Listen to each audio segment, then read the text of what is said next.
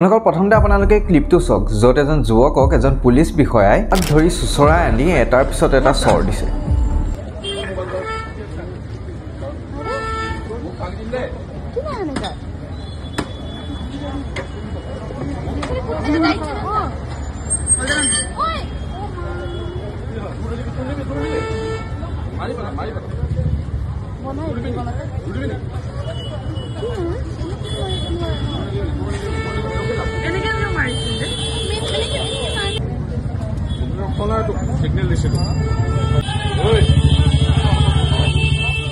Delivery বয়জনৰ আচলতে দুখ কি নাই, এওঁ কোনো চোৰ বা ডকাইত নহয়।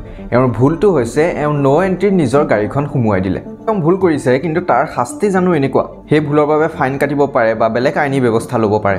আৰু কালি আচলতে এই ভিডিঅ'টো বাহিৰলৈ অহাৰ লগে লগেই সকলোতে চৰ্চা হয় আৰু সকলোৱে একেমুখে এই কাৰ্যক গৰিহণা দিয়ে। জিপি সিঙে এটা টুইট কৰি জনায় যে পুলিচ বিষয়াজনক ইতিমধ্যে ছাছপেণ্ড কৰা হৈছে আৰু এই ক্ষেত্ৰত বিভাগীয় তদন্ত কৰা হ'ব বুলি তেওঁ জনায়। ল'ৰাজনক বহুত দেৰি ধৰি পেলাই থানাত বহুৱাই থোৱা হয় আৰু তেওঁ যেতিয়া ওলাই আহিছিল তেতিয়া সংবাদ মাধ্যমৰ আগত কি কৈছিল মই তাৰ এটা সৰু ক্লিপ আপোনালোকক দেখুৱাই লৈছোঁ। ইমান সময় ৰখা হ'ল, আৰক্ষী বিষয়াগৰাকীয়ে বা আৰক্ষীৰ বিষয়াসকলে কিবা ভয় ভাবুকি দিছে নেকি? নাই, বৰ্তমান তেনেধৰণৰতো একো নাই। বৰ্তমান মই তেনেকৈ একো ভবা নাই কৰিম বুলি। আপোনাক কৈছে নেকি গোচৰ ৰুজু কৰাৰ কথা, তেনেকুৱা ধৰণৰ কিবা কৈছে নেকি? নাই, অলৰেডি মই গম পোৱা মতেতো একশ্যনটো লোৱা গৈছে তেওঁৰ ওপৰত। মই গম পোৱা মতে যিহেতু তেওঁক ধৰক ছাছপেণ্ড কৰা গৈছে বুলি শুনা পাইছোঁ মই। বাকী মোৰ তেনেকুৱা একো তেওঁৰ ওপৰত একো হেৰি কৰিম বুলি মই ভবা নাই। নাই, তেনেকুৱা ধৰণৰ একো নাই। হয়, থানাৰ ভিতৰত যেতিয়া আহিছে আপোনালোক দুটা লগ লাগি আছে, দুটা সন্মুখীন হৈছিলে, ভিতৰতো কিবা তেনেকুৱা দাবী ধমকি কিবা কৰিছিল? ভিতৰত দাবী ধমকি এতিয়া ধৰক মই ঘপকৈ কিবা এটা কেছ হৈছে ধৰক নৰ্মেল ইণ্টাৰগেশ্যন আৰু যে কি হৈছিল, কিয় পাৰ হ'লোঁ, তেনেকুৱা ধৰক কথা আৰু। দেখিলে আচলতে তেওঁৰ কথা বতৰাৰ পৰাই গম পায় যে তেওঁ যে অলপ ভয়ত আছে, কাৰণ সেই পুলিচ বিষয়াজনৰ সিংঘমগিৰি অকল ৰাস্তাৰ মাজতে নাছিল। আজি এজন লোকে সংবাদ মাধ্যমৰ আগত জনায় সেই পুলিচ বিষয়াগৰাকীয়ে হেনো যুৱকজনক থানাৰ ভিতৰতো প্ৰহাৰ কৰিছিল। আমি যেতিয়া গৈছোঁ তাৰ আগে ছাৰ সোমাই গৈছে, ছাৰে গৈ কেনে থপিয়াই আছে মানে গালত, মানে হেৰি হাতেৰে চৰিয়াইছে থানাৰ ভিতৰত। ল'ৰাটো দেখিছোঁ। এইটো 7টা বজাৰ ঠিক আগে হৈছে। দেখিলে আচলতে এইসমূহ দৃশ্য দেখাৰ পিছতে সকলোৱে প্ৰশ্ন কৰিছে যে সিংঘমগিৰি অকলে মিডল ক্লাছ কষ্ট কৰি খোৱা লোকসকলৰ ওপৰতে নে সেই যুৱকজনৰ সলনি যদি কোনোবা ডাঙৰ মানুহৰ পুতেক হ'লহেঁতেন তেতিয়াহ'লে একেই একশ্যন পুলিচে ল'লেহেঁতেন নে? সেই প্ৰশ্ন আজি সকলোৱে কৰিছে।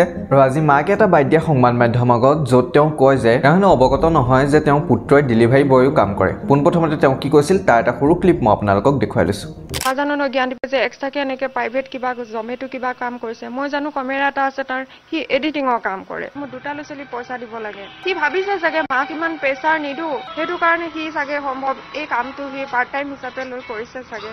মই পুলিচতে কৰোঁ, কিন্তু মোৰ ল'ৰাটোক পঢ়িব পঠিয়াইছোঁ খালি গুৱাহাটী কটন কলেজত। সি এক্সট্ৰাকে যে কিবা কৰিছে সেইটো মই নাজানো।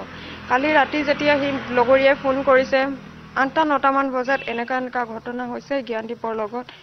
মইতো নাজানো ন জ্ঞানদীপে যে এক্সট্ৰাকে এনেকৈ প্ৰাইভেট কিবা জমেটো কিবা কাম কৰিছে। মই জানো কেমেৰা এটা আছে তাৰ, সি এডিটিঙৰ কাম কৰে, কিন্তু সি পাৰ্ট টাইম আমাক নজনাকৈ কি কৰিছে সেইটো আমি নাজানো। আৰু পইচা পাতি সীমিত পইচা দিওঁ চলিবলৈ, যিটো মই পাৰোঁ সেইটো মই দিওঁ, দৰমহা পইচা পাওঁ। মোৰ দুটা ল'ৰা ছোৱালী, কিন্তু মাৰাটো বেয়া পাইছোঁ। মই কাৰো পক্ষে একো ক'বলগীয়া নাই। মোৰ ল'ৰাটোক এনেকৈ মাৰিছে, ল'ৰাটো যদি কিবা এটা ঘটনা হ'লে মোৰ যাবলৈ মানুহ কোনো নাই। পিছত মোৰ দেউতা অসুখীয়া হৈ আছে, মোৰ ছোৱালীজনীয়ে মই অকলে থাকোঁ। গতিকে দেখিলে ইয়াৰ পৰা আচলতে গম পোৱা যায় যে ল'ৰাজন কিমান সহজ সৰল। আৰু এতিয়া সকলোৱে এইটোৱে প্ৰশ্ন কৰিছে যে পুলিচৰ সিংঘমগিৰিসকলে সহজ সৰল অসমীয়া লোকসকলৰ ওপৰতে চলিব।